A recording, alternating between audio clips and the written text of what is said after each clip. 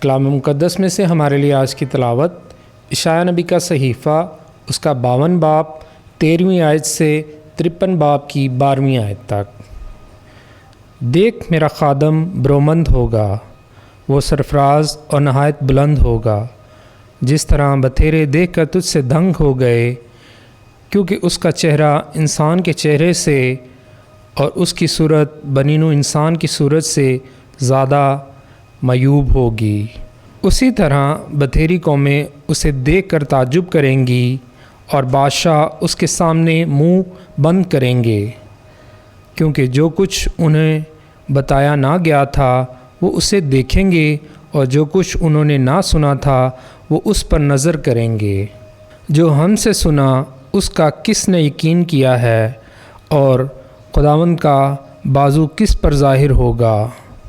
اور اس کے آگے کونپل کی طرح پھوٹ نکلا۔ جو ہم سے سنا اس کا کس نے یقین کیا ہے، اور خداوند کا بازو کس پر ظاہر ہوا ہے؟ وہ اس کے آگے کونپل کی طرح پھوٹ نکلا، خشک زمین سے جڑ کی مانند۔ اس کی کچھ صورت نہیں، کچھ حشمت نہیں کہ ہم اس کا لحاظ کریں، اس کی کچھ شکل نہیں کہ ہم اس کے مشتاق ہوں۔ حقیر اور آدمیوں سے مطروح، مرد غمناک اور بیماریوں کا آشنا، ایسے شخص کی مانند جس سے لوگ منہ موڑتے ہیں۔ وہ حقیر تھا اور ہم نے اس کی کچھ قدر نہ کی۔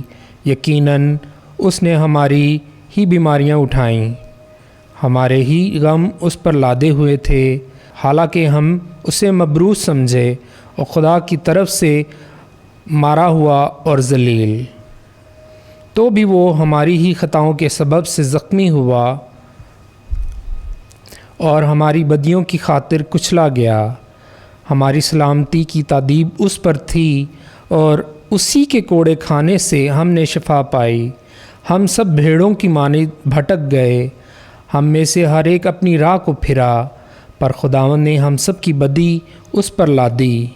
اس پر ظلم کیا گیا پر وہ فروتن رہا، اور اس نے اپنا منہ نہ کھولا، اور ذبح ہونے والی بھیڑ کی مانند اور برے کی مانند بال کترنے والوں کے سامنے خاموش رہا اور اپنا منہ نہ کھولا۔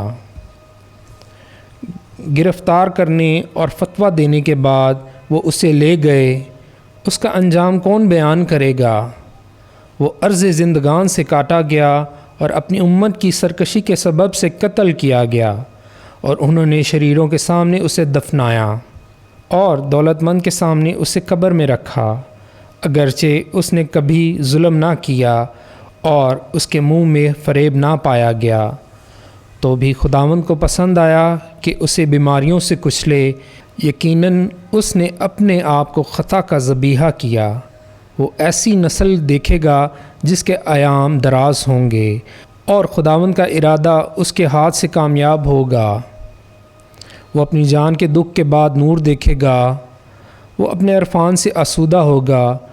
میرا صادق خادم بتیروں کو صادق ٹھہرائے گا، اور وہ اس کی بدیوں کو اٹھا لے گا۔ اسی لیے میں بتیروں کو اس کا حصہ کر دوں گا، اور بے شمار لوگ اس کی غنیمت ہوں گے، کیونکہ اس نے اپنی جان موت کے حوالے کر دی، اور وہ بد کرداروں کے ساتھ شمار کیا گیا۔ پس اس نے بتیروں کے گناہ اٹھا لیے، اور وہ بد کرداروں کا شفیق ہوا۔ پاک کلام کا پڑھا اور سنا جانا ہم سب کے لیے باعث برکت ہو۔ خدا کا شکر ہو۔